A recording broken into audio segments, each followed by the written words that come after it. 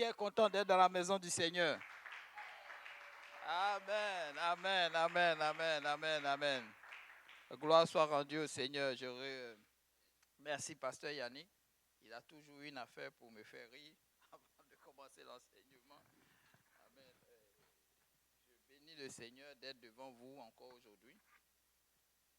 Alléluia. Aujourd'hui, je ne veux pas être long. Et c'est pour faire, n'est-ce pas, pour mettre sur papier cette étude. Ça a été à gauche et à droite, devant, derrière, jusqu'à ce que je me retrouve même rien devant vous. Et le Seigneur va faire. Amen. Je pense que quelqu'un va recevoir ce soir. Amen. Parce que ce ne serait pas moi qui vais enseigner, mais c'est Dieu qui va enseigner. Amen. C'est pourquoi la prière dit que je disparaisse et que lui, il apparaisse. Amen. Et nous ne devons pas compter sur nos forces. Nous devons compter sur le Seigneur. Amen. Alléluia. Pasteur Yannick, si tu veux prier, puis on va commencer. Seigneur Jésus, nous prions que ta main soit sur nous, que tu oignes ton serviteur et que tu le fortifies, que tu touches, Seigneur, son cœur, Seigneur, et que tu touches nos cœurs pour que nous ressuscions, Seigneur, ce que tu vas lui donner comme aura, comme parole, comme direction. Que ta main soit sur nous et sur le service, au nom de Jésus. Que tout le monde dise au nom de Jésus.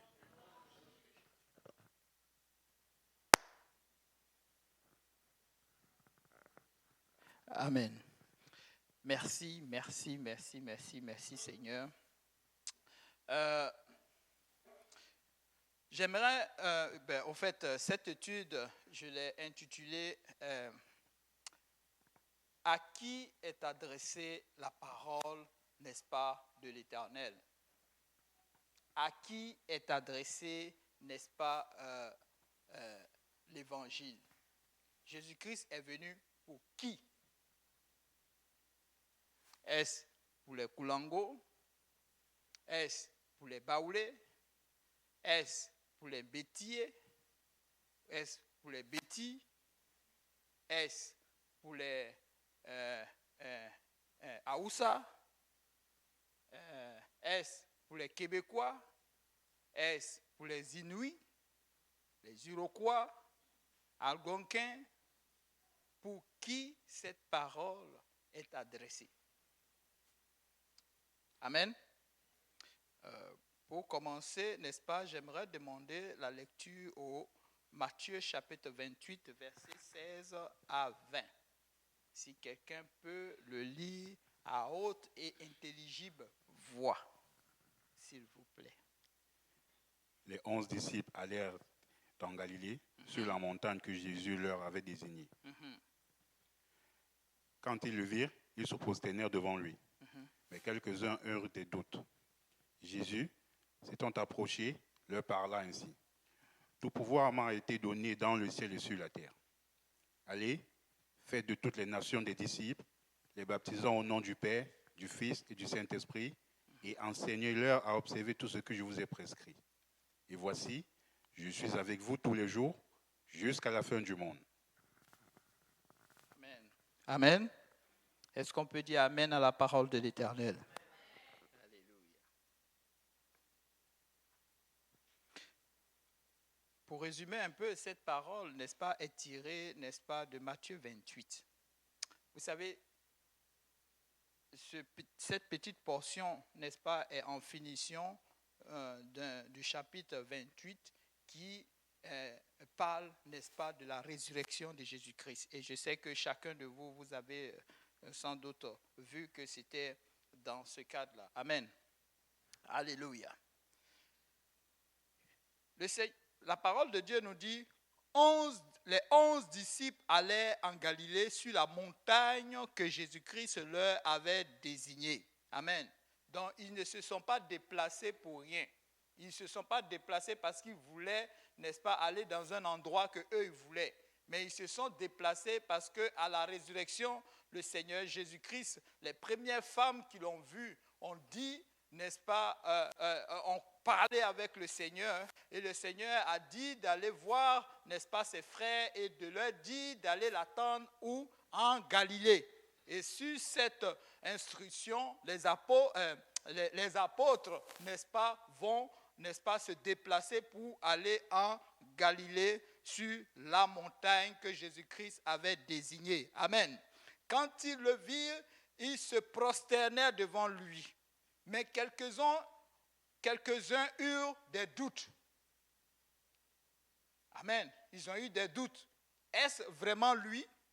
Est-ce que réellement sa parole qui nous a dit, c'est ça qui est en train de s'exprimer à l'instant où ils sont devant le Seigneur? Est-ce que c'est vraiment ce qu'il avait dit qui est en train de prendre place? Parce qu'ils l'ont vu mourir à la croix. Ils ont vu le sang qui a été versé. Ils ont été témoins de ce que Jésus-Christ a été porté dans un tombeau. Amen. Et ça a été fermé. Et de leur nature, de leur culture, ou bien de ce qu'ils savent, n'est-ce pas, quand quelqu'un est mis au tombeau, il ne sort pas. Amen. Mais là, du coup, voilà Jésus-Christ qui apparaît. N'est-ce pas un fantôme? Vous savez, à un moment donné, notre chair prend un peu le dessus, même si on est spirituel. Le doute peut apparaître. Amen. Lorsque le Seigneur, n'est-ce pas, te dit qu'il va sauver tes enfants, et ça fait des années, mais tu les vois, les tas s'empilent, et il n'y a rien.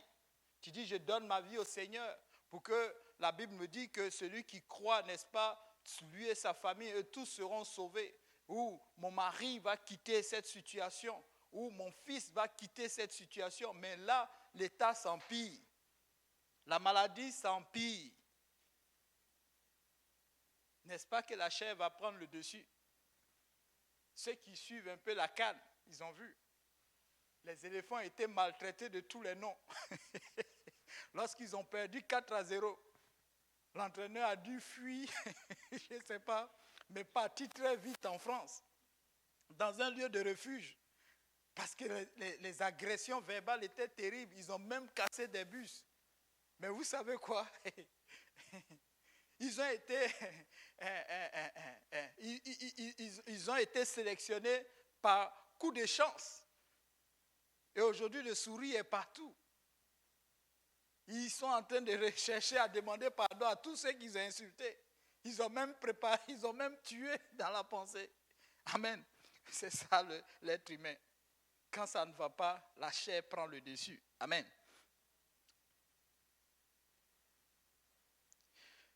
Au verset 18, Jésus-Christ dit, Jésus-Christ s'étant approché, leur parla ainsi. Tout pouvoir m'a été donné dans les cieux et sur la terre. Souvent, le pasteur aime poser cette question. Dans tout, est-ce qu'il y a quelque chose qui reste? Quand on dit tout, ça veut dire quoi? Tout. Je ne sais pas. Nous sommes nous sortons comment on appelle ça, de différentes populations et de différentes langues ici. Ce n'est pas forcément la langue française qui, n'est-ce pas, nous a vu naître, n'est-ce pas? Mais chacun de nous, nous avons ce qu'on appelle nos ethnies. Amen. Amen. Il y a le français, mais il y a l'ethnie, n'est-ce pas? La langue maternelle. Je peux dire cela. Je peux dire comme ceci. Dedans, quand on dit tout, c'est tout. Jésus-Christ dit, tout pouvoir m'a été donné dans les cieux et sur la terre. Le pouvoir, c'est quoi? Le pouvoir, c'est cette capacité d'avoir une autorité de déplacer ou de commander ou de faire bouger certaines choses. Amen. Un pouvoir, c'est ceci. Comme par exemple le président de la République. Le président de la République, il a beaucoup de pouvoir. Amen. Dans le pays. Quand on dit, malgré qu'on n'aime pas, beaucoup de personnes n'aiment pas le Premier ministre actuel, mais quand il dit A, c'est A. Mais si moi je dis A, on ne me connaît pas. Même le chef d'armée qui a toutes les armes, quand il dit A, on ne le connaît pas. Mais quand Trudeau dit A, c'est A. Amen. C'est ça l'autorité, c'est ça le pouvoir. Il dit, tout pouvoir m'a été donné. Au verset 19, il dit, allez faire de toutes les nations. Voici le mot. Allez faire de toutes les nations des disciples. Certaines personnes disent non, quand Jésus-Christ est en train de parler, quand il parle des nations, il parle des 12 tribus d'Israël. Il parle des Juifs. La parole de Dieu, c'est pour les Juifs. Nous sommes noirs, on a notre histoire. Ça, c'est la religion des Blancs. Ce n'est pas pour nous aussi. Ils ne parlent pas de nous. On n'a pas la même tradition. On n'a rien à voir avec ça. Mais quand tu lis la parole de Dieu, elle est tout autre. Il dit, allez faire de toutes les nations. Le problème de ce peuple, le problème, n'est-ce pas, de nos générations, on ne cherche pas la profondeur des mots. On ne cherche pas à aller voir de quoi le Seigneur, de quoi cette parole est en train d'exprimer. De qui il parle, n'est-ce pas, lorsqu'il parle de nation. Vous savez, le mot nation vient du grec, n'est-ce pas, ethnos. Ethnos. Qui n'est-ce pas, qui veut dire, il désigne, attends, je vais partir avec le premier. Ce mot, n'est-ce pas, revient 163 fois dans la Bible. Nation, ethnos. Il désigne, n'est-ce pas, la race humaine.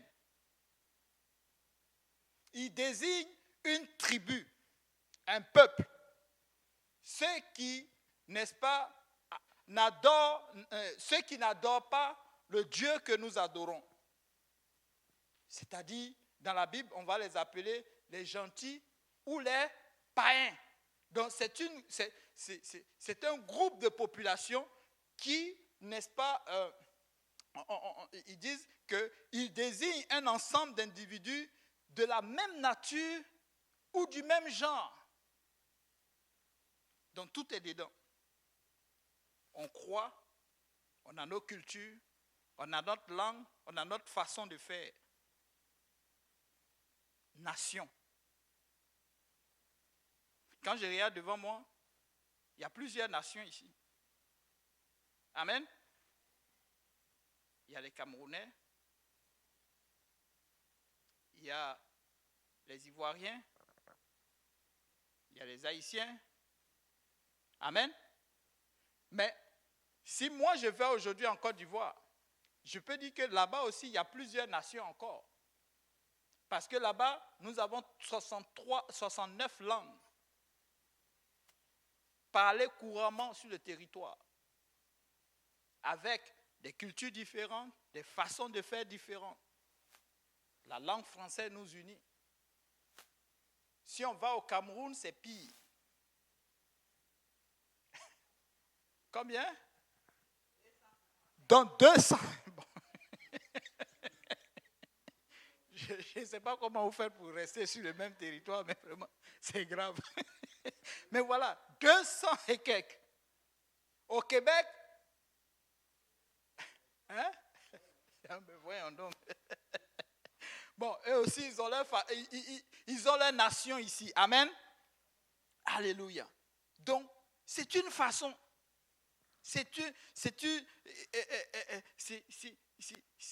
Mais en réalité, ça s'adresse à la race humaine. Sur quel continent ne trouvons-nous pas une race humaine? Les Juifs sont une race humaine. Mais le Baoulé qui est en Afrique, c'est une race humaine. Dans la race, il y a la race blanche, il y a la race noire et la race jaune. Moi, c'est ce que j'ai appris à l'école. Bon, à part les Martiens. Bon, ça, c'est une autre... je ne sais pas si c'est des nations ou bien... Mais en tout cas, eux, c'est une affaire à part entière. Amen. Donc, des nations. Jésus-Christ dit, allez faire de toutes les nations. Mais quand il dit toutes, est-ce que c'est les 10 tribus d'Israël? Parce qu'à l'époque, il n'y avait pas d'internet pour savoir s'il y avait des gens en Afrique. Amen. Ce n'est pas la connexion que nous avons ici aujourd'hui. Si les gens n'allaient pas à Jérusalem pour, n'est-ce pas, adorer le Dieu, on ne va même pas savoir que tu existais quelque part. Et quand tu lis la Bible, tu vas voir qu'il y a certains territoires qui sont cités où les gens, tu peux même croire que c'est là existaient les individus. C'est-à-dire, en Afrique, tu peux même croire qu'à part l'Égypte, les autres places en Afrique, il n'y avait personne. Amen. Comme en Amérique. On pouvait croire qu'il n'y avait personne ici en Amérique. Pourquoi? Parce que toutes les choses de la Bible tournent autour du Moyen-Orient. Mais il dit, allez faire de toutes les nations des disciples.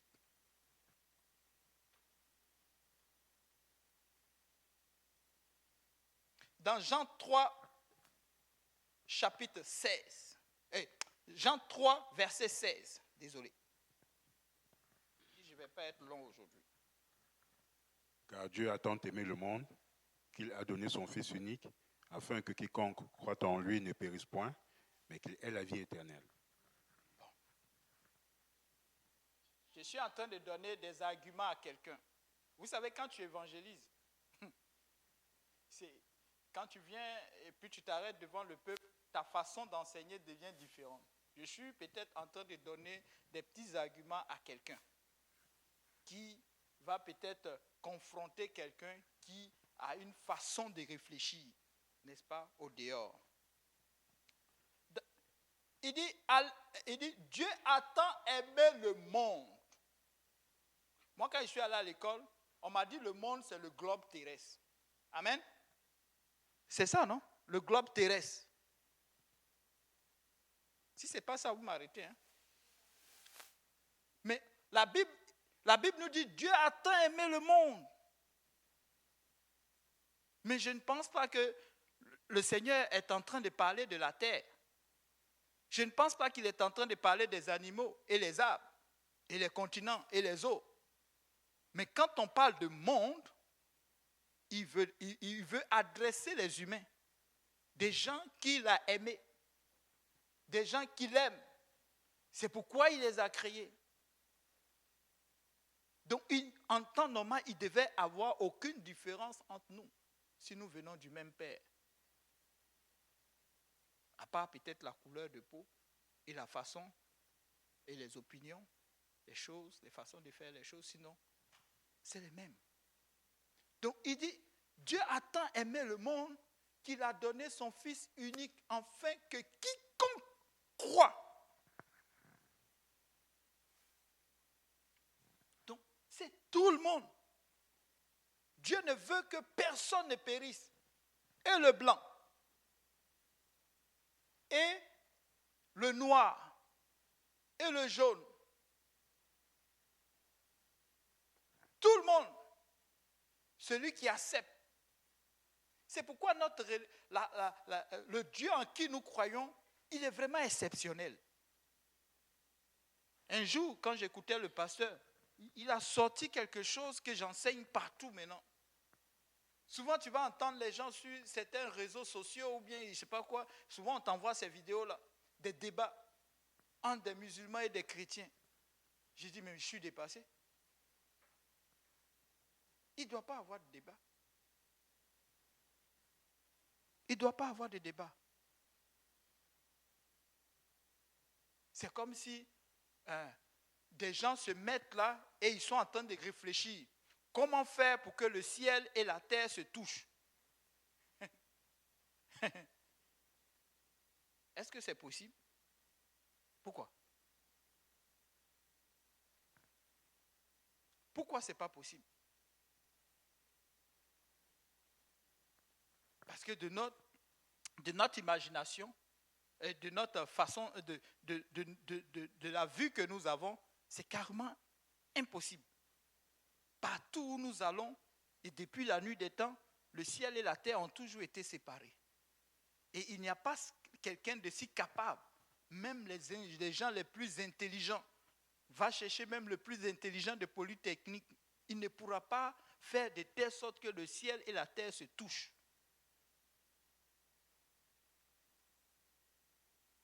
Mais pourquoi nous les humains, ceux que Dieu a aimés, ceux que Dieu veut sauver, nous voulons croiser deux choses qui n'ont pas la même nature, qui n'ont pas les mêmes directions, qui n'ont pas les mêmes formes. Il ne doit pas avoir de débat. Pourquoi? Parce que nous n'allons pas à la même place. Oui, oh, on a le même Dieu. Non, on n'a pas le même Dieu. Amen. Nous n'avons pas le même Dieu. Nous n'allons pas à la même place. Parce que chaque Dieu, souvent on croit, non, chaque Dieu existe. Et ça c'est une vérité. Les dieux là, ils existent. Le Dieu des musulmans, le Dieu des bouddhistes, le Dieu des kibangouistes, le Dieu de ceci, le Dieu de cela, tous, ils existent. On ne peut pas nier leur existence. La preuve, ils ont laissé des livres pour, n'est-ce pas, encourager ceux qui, n'est-ce pas, veulent arriver à eux, d'y arriver. Amen. Ils ont parlé au travers de quelqu'un. Mahomet dit ouais, que son Dieu lui a parlé. Et il a sorti un livre que les musulmans étudient aujourd'hui. Notre Dieu aussi nous a donné un livre. Au fait, c'est un plan. Imaginez-vous, quelqu'un qui, on dit, il y a un trésor, comment on appelle, de l'or, qui est caché à Montréal. Il y a un plan que quand tu regardes, il t'amène à Chimugamu. Il y a un autre qui t'amène ici. Est-ce que vous allez trouver le même trésor? Non, parce que le plan est totalement différent. Donc, le Dieu qu'ils essayent, n'est-ce pas, de mettre en commun, ça ne peut pas marcher. Parce que notre Dieu est saint. Amen. Et il dit, c'est son plan. Jésus-Christ dit que je suis le chemin et la vie.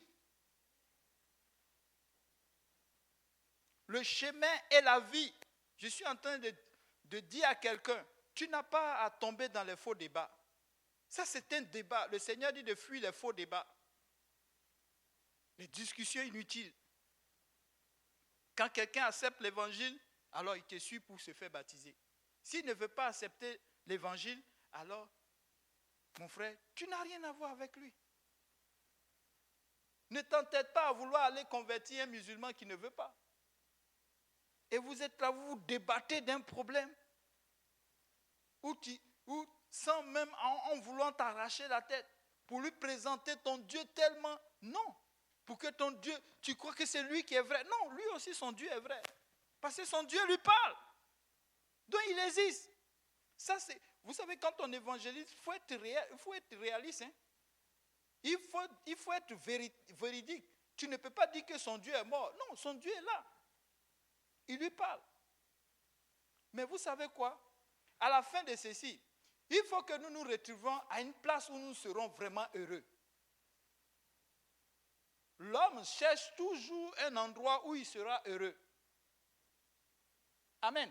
C'est pourquoi nous avons immigré ici. Sinon, je serais resté en Afrique. Certains seraient restés en Haïti. Mais nous voulons un endroit où nous serons en sécurité. Amen. Avec des gens de bien. Des gens qui veulent notre bien. Amen.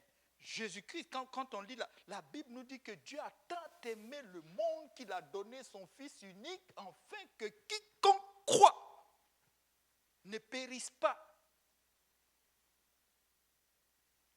De toutes les religions que je regarde, il n'y a personne qui dit ceci. Il n'y a personne qui prêche cette parole d'amour.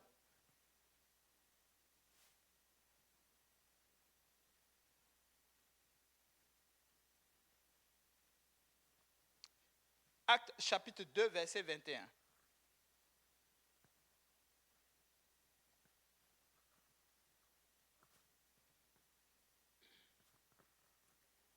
Alors quiconque invoquera le nom du Seigneur sera sauvé. Alors, quiconque invoquera le nom du Seigneur sera sauvé. Quand on parle de quiconque, on parle des êtres humains. Encore une affaire de race.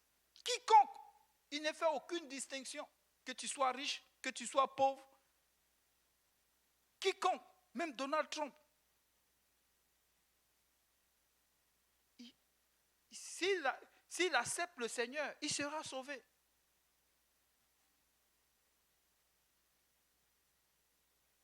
1 Timothée 2, 3, verset 4. Verset 3 à 4. 1 Timothée chapitre 2, verset 3 à 4. Et ensuite, ça sera le verset 6. Cela est bon et agréable devant Dieu notre Sauveur, qui veut que tous les hommes soient sauvés et parviennent à la connaissance de la vérité. Il veut que tous les hommes sur la terre soient sauvés. Donc notre évangile est adressé à tout le monde. Vous voyez comment nous avons un Dieu qui réunit tout le monde? Nous avons un Dieu qui parle de tout le monde. Nous avons un Dieu qui veut sauver le monde entier. Sans distinction des races. Il ne parle même pas de la couleur. Il veut tout le monde. C'est pourquoi nous n'avons pas à nous battre. Pour que quelqu'un reçoive, on va le forcer à obéir. On va le forcer, non, on n'a pas. Juste lui donner le message. Voilà ce que mon Dieu te dit. Voilà ce que mon Dieu, voilà l'espérance que notre Dieu, n'est-ce pas, nous donne. À lui de choisir. Vous savez, quand on fait l'étude biblique, l'une des plus grandes leçons qu'on enseigne dès le départ, c'est le pouvoir du choix. Yannick est en train de parler de ça, je crois. Et je pense qu'on a passé juste un peu. Mais le pouvoir du choix. Le pouvoir du choix est laissé à chaque individu. Ne pensez pas que le pouvoir du choix est laissé à des gens, à certaines personnes. Et que les autres, non. Un jour, je parlais avec quelqu'un qui disait, mais tu sais, il y a des gens qui sont déjà destinés à la mort ou bien dans les ténèbres et tout ça. Je dis non. C'est une mauvaise lecture de la parole. Amen. Il n'y a personne qui est prédestiné en enfer. Avez-vous lu ça quelque part? Des gens qui sont prédestinés en enfer, c'est-à-dire dès qu'ils sont nés nets, eux là c'est l'enfer. Ils ont été préparés comme ça. C'est une fausse écriture. C'est une fausse interprétation, n'est-ce pas? Quand je dis interprétation, c'est une fausse lecture ou bien une fausse façon de voir l'écriture. Et ce n'est pas vrai. La Bible nous dit que quiconque, déjà ça c'est déjà assez pour briser cette façon, cette parole-là. Quiconque croit,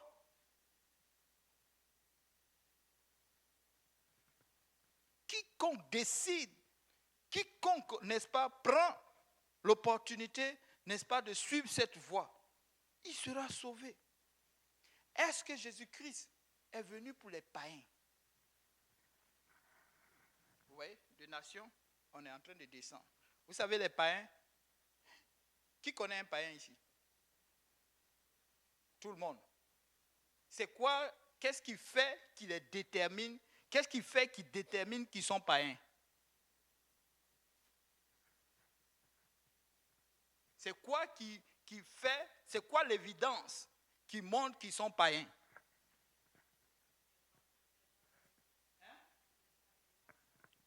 Ils n'obéissent pas à la parole. Donc, c'est une nation. Amen.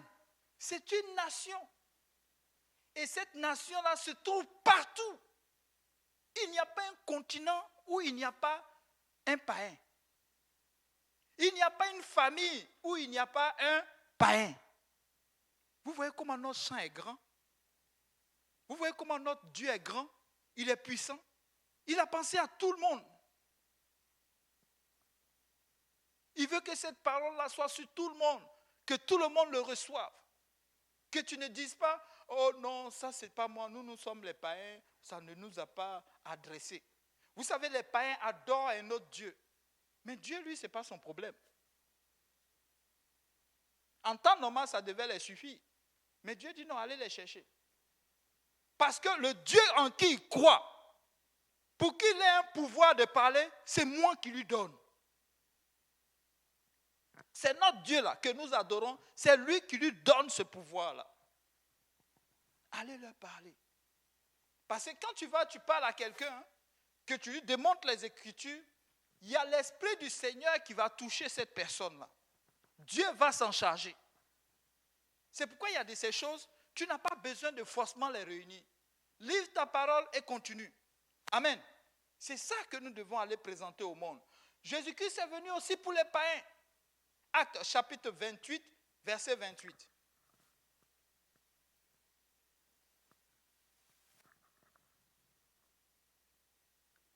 Sachez donc que ce salut de Dieu a été envoyé aux païens et qu'ils l'écouteront. Relis encore, s'il te plaît. Sachez donc que ce salut de Dieu a été envoyé aux païens et qu'ils l'écouteront. Ce salut de Dieu a été envoyé à qui? Aux païens. Vous savez, quand la Bible est en train de parler de païens, à l'époque, on parlait des gens qui vivaient à la Samarie. On parlait des Samaritains qui n'avaient rien à voir avec les Juifs. Mais en réalité, quand tu plonges dans les Écritures, tu vas voir que lorsque les apôtres vont recevoir le Saint-Esprit, ils vont commencer à convaincre, à parler à tout le monde. Avant, leur religion, leur culture, leur interdisait de parler aux païens. Le fait que tu parles à un païen, tu es déjà souillé. C'est pourquoi il y a eu problème dans l'église de Jérusalem. Lorsqu'ils trouvent Pierre en train de parler à quelqu'un qui n'est pas juif. Amen. Il y a eu un problème. Mais quand tu n'as pas la révélation, lorsque tu n'as pas le Saint-Esprit, vous voyez, tu es plongé dans les cultures. Tu es plongé dans les différences. Tu es plongé dans ce qui en réalité ne fait pas la gloire de Dieu. Notre mission, c'est de ne pas voir de différences. La seule mission que le Seigneur nous a donnée, c'est d'aller prêcher à toutes les nations. Au fait, quand il dit d'aller parler à toutes les nations, il dit de ne plus faire fi, n'est-ce pas, de notre culture. De ne plus faire fi de ce que nous croyions avant de le connaître. De ne plus faire fi sur les choses sur lesquelles, n'est-ce pas, nous nous arrêtons pour voir les différences entre les gens. Parce que devant lui, ceci n'a pas d'importance.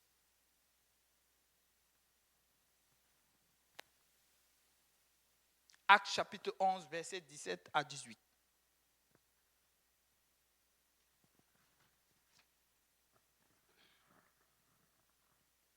Or, puisque Dieu leur a accordé le même don qu'en nous qui avons cru au Seigneur Jésus-Christ, pouvais-je, moi, m'opposer à Dieu? Après avoir entendu cela, ils se calmèrent et ils glorifiaient Dieu en disant, Dieu a donc accordé la repentance aussi aux païens afin qu'ils aient la vie. Amen. Être païen, c'est un choix. Un païen, ce n'est pas un titre éternel. Nous pouvons voir un païen, mais Dieu ne le voit pas comme un païen. Dieu voit comme un potentiel.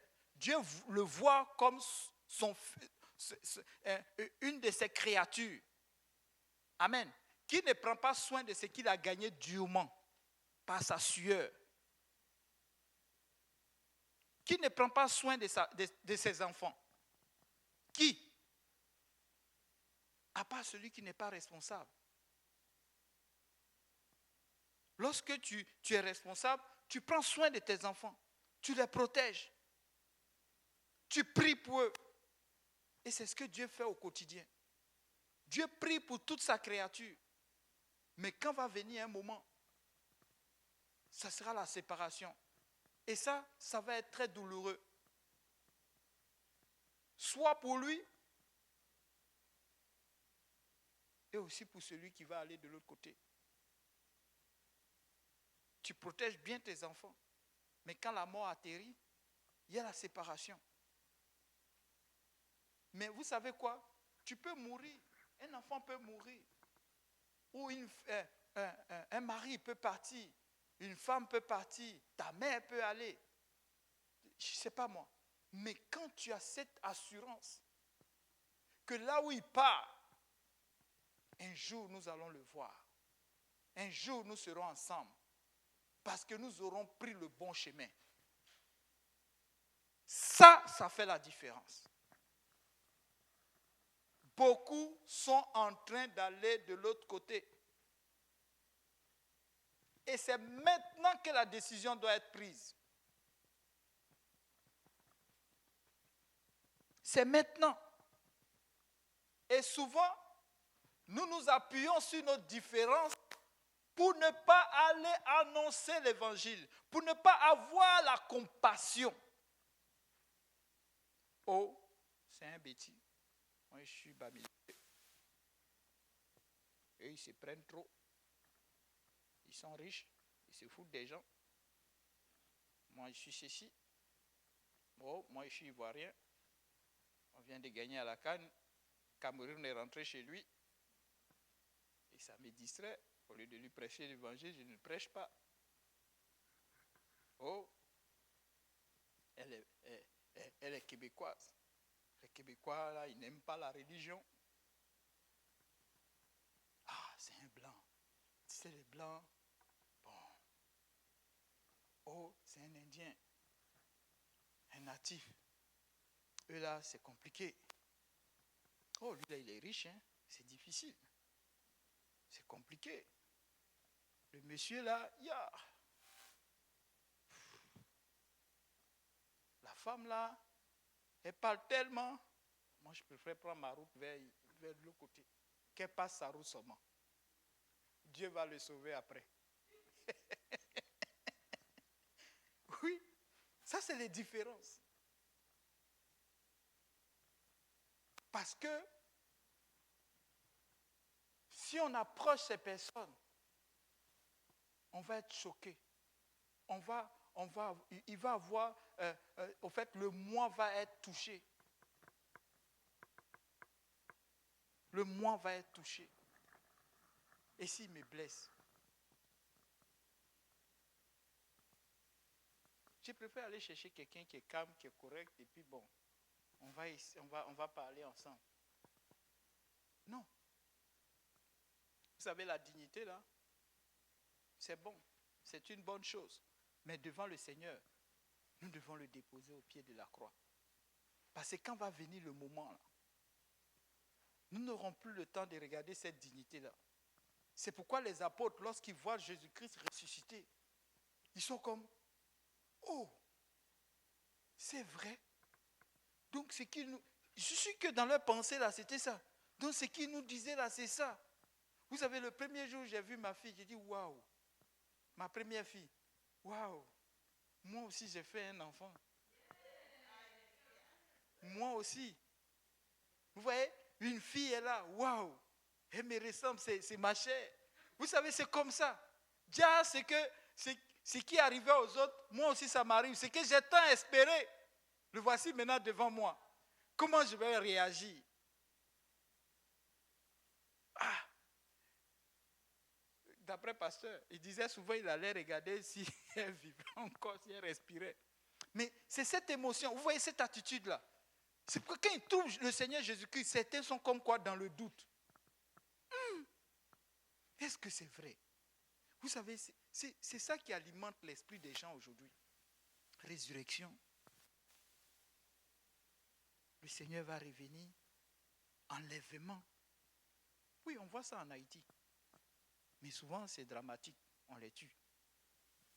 Mais enlèvement. On va être enlevé. Vous savez, il y a une religion qui dit que si tu persécutes ou tu tues quelqu'un, ce qu'ils appellent un non-croyant, Mécréant. Voilà, les mécréants, tu vas aller au ciel, il va te donner des vierges. En fait, il va aller là où son Dieu se trouve et tu vas avoir des vierges comme récompense. Mais nous ne voulons pas avoir des vierges. Nous pouvons les avoir sur la terre. Hein? Yannick rit. Hein? Une vieille.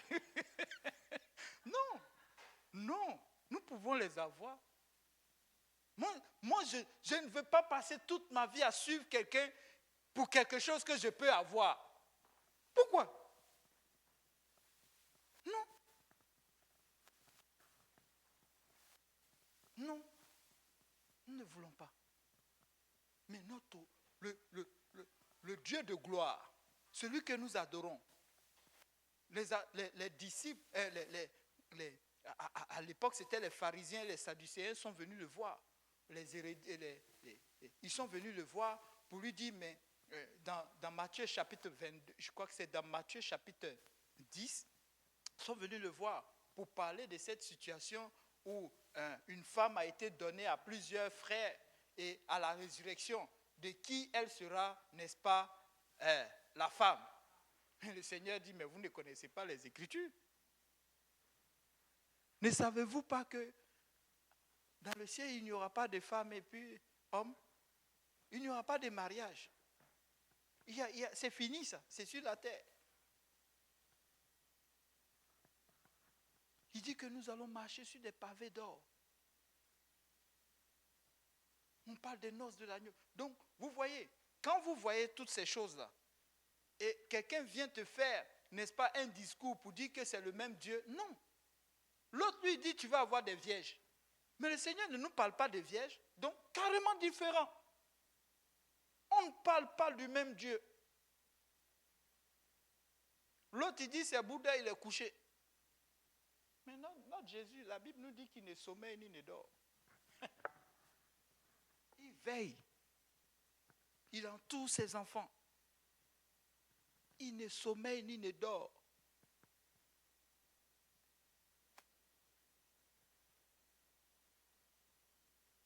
Il y a des gens qui ont choisi des heures de prière, des moments de prière. Ils ont choisi un lieu où aller l'adorer. Mais notre Dieu, il veut que tout homme, en tout lieu, élève des mains pures et prie. Amen. C'est la différence. Juste ça, ça évite les débats. Amen. Le Seigneur veut que nous allons chercher quelqu'un qui veut entendre son appel. Le Seigneur veut que nous allons chercher un peuple qui est là et qui l'attend. Vous vous rappelez de l'homme que le pasteur a parlé, n'est-ce pas, le frère là, qui s'est fait baptiser. La sœur Solange l'a rencontré. Mais quelqu'un comme ça, il y en a plein dans la rue. Et qui attendent. Et ils ne cherchent pas la culture. Et moi-même, je pensais que c'était mais c'est un blanc. Il est venu, il s'est fait baptiser, rempli du Saint-Esprit. Amen. Et il a soif de la parole. Il y a de ces choses qui l'entraînent encore. Mais c'est un bébé spirituel. Mais au fur et à mesure qu'il va commencer à recevoir l'enseignement, qu'est-ce qui va arriver? Mais ça va tomber. Il va rentrer à un moment donné dans ce qu'on appelle le combat spirituel. Je suis en train de préparer une leçon, un enseignement qui parle de mettre Jésus à sa place. Ça évite tous les problèmes. Mets Jésus à sa place. Vous savez, j'aime toujours citer ça. Quand Jésus rentre dans le temple, qu'est-ce qu'il fait? Il dit ce lieu sera appelé. Les apôtres, eux, ils regardaient quoi? Les différents, ils regardaient. Ils disaient au Seigneur, regarde le temple. Tellement c'est beau, tellement c'est grand. Il y a des gens, leur espérance, c'est ça. Si le bâtiment est grand, ça veut dire que la puissance de Dieu est tellement dedans. Et quand moi j'étais à l'église catholique, c'est ce que je croyais. Quand on allait, on visitait la basilique, je disais, waouh, mais Dieu est puissant. Ici, là, c'est la puissance. Parce que de l'autre côté, je venais d'une petite église, mais là, je viens de voir, on dit que c'est 2 fois plus grand que celui de Rome. Mais, pas 2 fois, mais plus grand que celui de Rome. Mais Dieu est puissant. Jésus-Christ lui a dit, mais vous êtes en retard, vous, là. Ma maison sera appelée un lieu de prière. Ça peut être gros, ça peut être merveilleux. Tu peux mettre du diamant même dedans. Si tu ne pries pas, ça ne vaut rien. Si les âmes qui sont dedans ne se font pas baptiser, ne se répandent pas, ne se font pas baptiser au nom de Jésus-Christ, ça ne vaut rien devant le Seigneur. C'est de la paille. De toute façon, quand il y a un tremblement de terre, bizarrement, ce temple a été rasé. Si c'était aussi puissant, il allait résister. Amen. Oui. La cathédrale de Paris avait brûlé en 2019. Ah, la cathédrale de Paris, oui. Cette cathédrale-là est tellement chantée partout. Je suis sûr que même dans mon village, les gens connaissent la cathédrale de Paris. Ils ont même fait des chansons, des choses sur cette affaire. Mais bon, c'est le bug. Le bug, ben voilà. Alléluia. Donc, quand le Seigneur va venir, tout ceci n'aura pas d'importance. Aujourd'hui, nous ne le voyons pas. Mais quand ça va apparaître, aujourd'hui, je dis les premières fois où je voyais ma femme être enceinte, j'ai dit oui, c'est vrai, c'est bien. Mais dès que l'enfant est sorti, c'est vrai. Mais vous savez quoi? Ce jour-là viendra. Et ça arrive. C'est pourquoi nous devons nous préparer. Le langage doit changer. Je suis encore en train de réfléchir à une leçon où je dis, je l'ai même mentionné hier, JPNL égale à évangélisation. Amen. JPNL égale à évangélisation. Si Dieu m'a changé, pourquoi je reste calme? Si Dieu m'a changé, l'une des moindres choses que je peux faire, c'est de le prêcher à ma famille. Si Dieu m'a réellement touché, mon langage doit changer. Les choses doivent changer autour de moi. Qui connaît une bonne chose et puis ne veut pas vraiment le partager avec ses amis? Est-ce que c'est réellement un ami? Lorsqu'un ami te cache les bonnes choses, il te cache un bon restaurant, il t'amène au foulard ou bien dans les coins bizarres, et lui, quand il se retrouve seul, il va dans le bon restaurant. Le jour où tu le retrouves là-bas, il dit, mais pourquoi tu ne m'amènes pas ici? Il dit, mais non, c'est mon coin privé. Est-ce que c'est un ami, ça? Un ami, c'est quelqu'un à qui vous avez une certaine amitié, où vous partagez beaucoup de choses. C'est pourquoi les apôtres, à un moment donné, et les disciples, ils étaient disciples, mais à un moment donné, le Seigneur les a appelés comment? Les amis. Rappelez-vous, il disait à Judas, il a dit à Judas quoi? Mon ami, c'est ainsi que tu, quoi? C'est ainsi que tu livres le Fils de l'homme. C'est ainsi que tu livres le Fils de l'homme. Mon ami. Mon ami. Les femmes aiment bien ça, les sœurs. Partager les petits secrets personnels. Elles sont tellement liées. Le jour où cette amie va, elle commence à parler, elle commence à avoir un peu de distance avec elle. Elle est carrément bouleversée. Tu te demandes, mais qu'est-ce qui arrive? Elle est totalement ébranlée. Toute ta chrétienté se trouve dans une amitié. Tu es bouleversé au point même que tu n'arrives plus à prier. Tu n'arrives plus à jeûner, même lire ta Bible, parce que tu penses à cette affaire. Comment elle a pu me faire ça? Le Seigneur dit, sans doute il est là-bas, il dit, mais elle ne pleure même pas pour moi. Elle pleure pour un être humain que je cherche même à sauver. Amen. Combien de fois le Seigneur peut être triste? Dernière écriture, et je vais vous laisser aller. On peut s'élever pendant que le frère va lire cette écriture-là. Luc chapitre 24, versets 46 à 47. Désolé d'avoir atteint 21h, je ne voulais pas atteindre, mais souvent, quand ça est là, tu sors seulement. Luc 24, 46, 49. 46 à 47. Et il leur dit, ainsi il est écrit que le Christ souffrirait. Non, Luc chapitre 24, versets 46 à 47. Oui. C'est ça? Oui, allons-y, continue. Et il leur dit, ainsi il est écrit que le Christ souffrirait et qu'il ressusciterait des morts le troisième jour. C'est pas ça que tu as, toi? C'est pas ça que toi tu as? Et que la repentance et le pardon des péchés seraient prêchés en son nom à toutes les nations, à commencer par Jérusalem. À commencer par Jérusalem. Souvent, les gens se disent, mais pourquoi ça doit commencer? On dit, mais à commencer par Jérusalem. Donc, il est en train de parler des Juifs. Mais oui, ça commence toujours quelque part. Ça commence toujours quelque part. C'est l'ordre qui a été donné. C'est comme ça, parce que c'est une loi, c'est écrit. Il est écrit que le Christ souffrirait et que la repentance et le pardon des péchés seraient prêchés quoi? Sera quoi? Pardon. Serait prêché en son nom à toutes les nations, en son nom à commencer à par toutes Jérusalem. les nations, à commencer par qui? Par Jérusalem, à commencer par les Juifs, à toutes les nations. Imaginez-vous que le Seigneur était venu parmi les Bamilékés.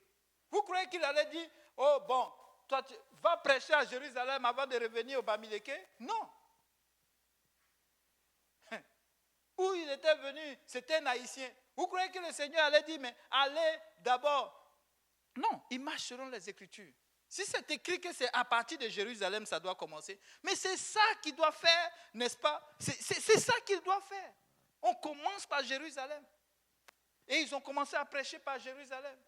Et plus tard, ils ne voulaient pas sortir, la persécution est venue. Ils ont commencé à parler à tout le monde. Des gens sont allés à Antioche. Des gens sont allés même jusqu'en Afrique, en Inde. Partout, tu trouves les traces des apôtres. C'était même, on a perdu les traces. Mais quand tu arrives dans certaines régions où les gens sont convertis, tu te dis, mais oui, il y a quelque chose qui est arrivé ici. Amen. Et c'est ça. À toutes les nations. À toutes les nations.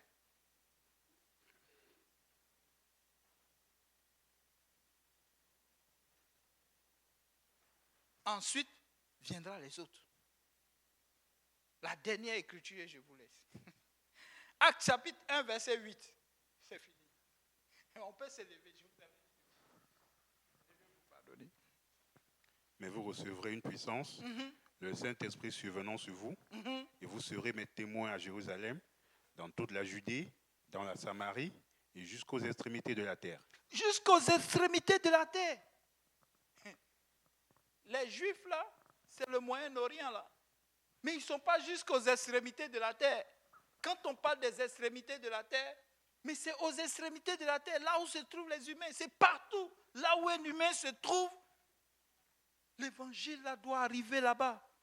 C'est pourquoi dans Apocalypse chapitre 7, on parle d'un groupe, n'est-ce pas?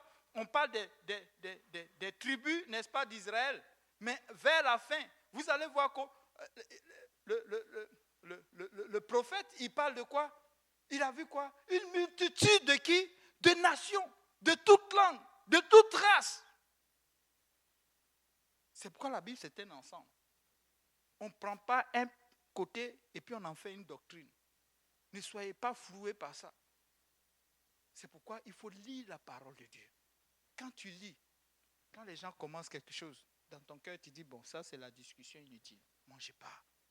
Soit tu prends ce que je vais te donner ou je te laisse là. Amen. Est-ce qu'on peut acclamer le Seigneur?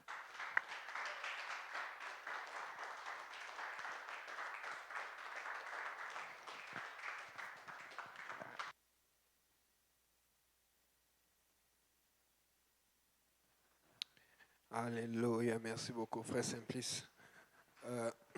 Deux notes de mention. Première note, quand il a parlé des vierges. C'est ça que j'aime sur le frère Simplice. Il va toujours apporter des sujets où il va chercher à Amen. Ça, c'est pour eux dans leur religion. Amen. Nous, on n'a pas ça dans notre religion. Parce que nous enseignons ça dans l'église. Ils enseignaient ça aux jeunes la dernière fois. Je me rappelle, surtout l'année passée, ça a beaucoup chauffé. Parce que dans l'église, la virginité, c'est la consécration. Parce que je leur ai expliqué que si quelqu'un a eu un passé douloureux, quel que soit le passé, si tu viens à Dieu, tu dois arrêter le passé. Voilà pourquoi on dit si tu es alcoolique, tu arrêtes de boire. Un chrétien ne boit pas d'alcool. De la même façon qu'un chrétien ne boit pas d'alcool, un chrétien ne peut pas vivre dans la fornication. Tu dois être marié. Amen. Et ils avaient raison parce qu'il y a un jeune qui avait fait la recherche qui s'est rendu compte que c'est 1%, je vous ai raconté ça, que c'est 1% des jeunes qui étaient copains-copines ensemble quand ils étaient jeunes qui finissent par se marier ensemble. Il a fait la recherche parce que lui, il se disait que bon, je veux une copine. Je lui ai expliqué que c'est dangereux pour toi parce que tu veux être dans les 1%. Il dit non. Je dis voilà alors. Et l'autre problème, c'est que vous savez que dans les écoles aujourd'hui, la plupart des filles à 15-16 ans, elles ont déjà eu une relation sexuelle. Et c'est un jeune qui me parle, ils disent waouh, pourquoi il y a autant d'activités sexuelles? Comment on va faire pour trouver une vierge? J'ai dit c'est ça le problème. C'est parce que dans votre conception, vous devez trouver celle qui n'a jamais rien fait. Mais le problème, c'est que tu peux trouver une vierge, mais dans ses pensées, elle n'est pas prête par le Seigneur pour le mariage et ça va être le même problème. Je vais donner un exemple. Quand j'étais dans le monde, je regardais souvent certains acteurs. Il y avait une actrice qui m'avait beaucoup impressionné. C'était Jessica Simpson. Elle a été vierge jusqu'au mariage. Les gens ne savent pas ça. Il y a beaucoup d'actrices comme ça. Là. Jessica Simpson, allez taper, vous allez voir. Elle a été vierge, elle le confirme, beaucoup de gens le disent. Mais le problème, c'est qu'une fois qu'elle est mariée, elle a été divorcée plusieurs fois. Ça n'a pas marché. Parce que ce n'est pas seulement se garder avant, c'est se garder après le processus. Et l'Église s'occupe de ça, avant, après. Et là, ça a libéré beaucoup de jeunes parce qu'ils étaient stressés, parce qu'ils me l'ont envoyé, qu'ils trouvaient que souvent, c'était les belles filles qui faisaient n'importe quoi. C'était un truc qui était facile et tout. J'ai dit, c'est ça le problème. Il faut que ce soit Dieu qui les transforme. Et c'est pour ça que dans l'Église, on ne regarde pas ce qu'eux regardent pour aller au ciel. Nous, on regarde à la consécration. Quand une femme est consacrée, elle est vierge. Quand un homme est consacré, il est vierge. Mais il faut qu'il tienne sa consécration parce que c'est pour ça qu'on dit persévère. Amen. Ça doit être clarifié parce que sinon les gens vont nous accuser de... Ok. Donc l'autre chose que... Je vais juste apporter un parallèle. Vous savez que nous avons des églises ici au Nouveau-Brunswick, églises aux États-Unis, dans toutes les églises. Aussi l'église de l'Est, elle a commencé à grandir. Le pasteur Kauzi, on a commencé à supporter des missionnaires en Afrique. Toutes les églises aux États-Unis supportent un missionnaire quelque part. On a des centaines, voire des milliers de missionnaires en Afrique, sans compter de l'Europe. Maintenant, ces missionnaires qu'ils envoient, la plupart sont quoi? Blancs. La plupart, c'est rare, il y en a qui sont noirs, mais la plupart, la majorité, j'ai regardé même le missionnaire au Cameroun, c'est un blanc, la famille Riddick. Bon, il a pris sa retraite, je pense ses enfants qui vont continuer. J'ai regardé. Donc, quand ils arrivent là-bas, vous pensez qu'ils vont évangéliser? S'il y a des blancs qui tombent sur le chemin, oui, mais en général, les blancs qui sont chez nous, là, c'est pour faire la fête, pour s'amuser. Ce sont les noirs. Et c'est comme ça qu'ils ont fait grandir des églises en Côte d'Ivoire, au Cameroun. Maintenant, nous venons ici, là, nous voulons seulement évangéliser ceux qui nous ressemblent. Si ceux qui te ressemblent sont sur ton chemin, bien. Mais si Dieu met d'autres personnes sur ton chemin, évangélise-les. Je te dis, même si c'est difficile, quand tu commences à travailler sur une âme qui est sur ton chemin, à ton travail, que Dieu a envoyé, tu vas voir la main de Dieu. C'est parce que nous ne calculons pas, laissons Dieu calculer pour nous. Ils sont pleins, il y en a qui pleurent. Il y en a, Dieu a dit, toi tu réussis, tu vas être dans telle ville. Ils sont missionnaires. Mais il y a d'autres que Dieu dit, tu vas en Afrique. Il y a plein, et chaque fois, vous avez vu les conférences générales, à ce bien été, beaucoup ont été, vous avez vu, on fait des levées de fonds et tout, on envoie des missionnaires chaque année en Afrique, et beaucoup.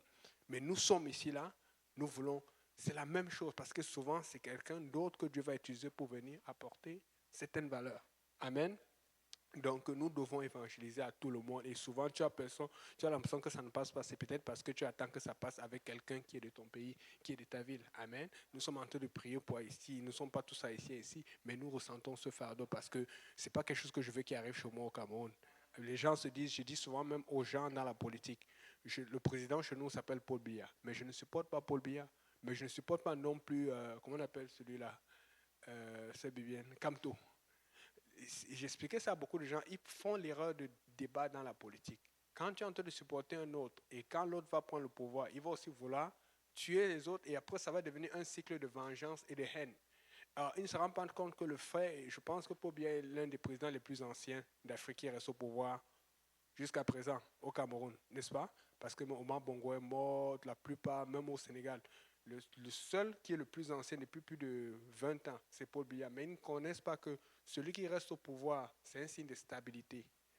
Et on ne se rend pas compte. Vous voulez que ce qui arrive en Côte d'Ivoire, les morts qu'il y a eu, ce qui est arrivé en Guinée, ce qui est arrivé au Mali, toutes ces choses qui ont chauffé au Burkina, tous les changements de pouvoir, il y a toujours la vengeance, il y a toujours des injustices. Et j'ai dit à quelqu'un qui parlait, tu veux qu'il soit au pouvoir, il faut d'abord prier. Ne prie pas pour que Kamto soit au pouvoir. Ne prie pas pour que Paul Biya soit au pouvoir. Prie pour qu'il y ait la paix. Voilà pourquoi quand Jovenel Moïse a été assassiné, il ne fallait pas prier pour que ce soit lui ou que ce soit tel. Il fallait prier pour qu'il y ait la paix en Haïti. C'est parce que quand nous prions, nous calculons. Quand tu pries, tu dis Seigneur, mets le calcul en moi. On a ouvert le service avec ça. Seigneur, qu'est-ce que tu veux que je demande? Nous voulons toujours demander ce qui est dans notre cœur. Nous devons demander ce qui est dans le cœur du Seigneur. Et le Seigneur va nous donner ce dont nous avons besoin et ce qui est dans notre cœur. Amen. Alléluia, on va élever la voix. Seigneur Jésus, que ta main soit sur nous, que ta main soit avec nous, fortifie-nous, Seigneur, que nous demandions ce que tu veux, Seigneur. Et ce que tu veux, c'est le Québec, ce que tu veux, c'est Montréal, que chacun mette dans son cœur de faire quelque chose cette semaine, ce mois, Seigneur, cette année, pour ces âmes au Québec, Seigneur, pour ceux que tu vas mettre sur notre chemin et qu'ils voient ta gloire et ta main agir. Nous prions que tu bénisses le temps de fraternité que nous allons avoir. Nous prions que tu bénisses, Seigneur, le repas que nous allons partager et que ta main soit sur nous et que tu protèges chacun d'entre nous. Au nom de Jésus. Que tout le monde dise au nom de Jésus. Alléluia.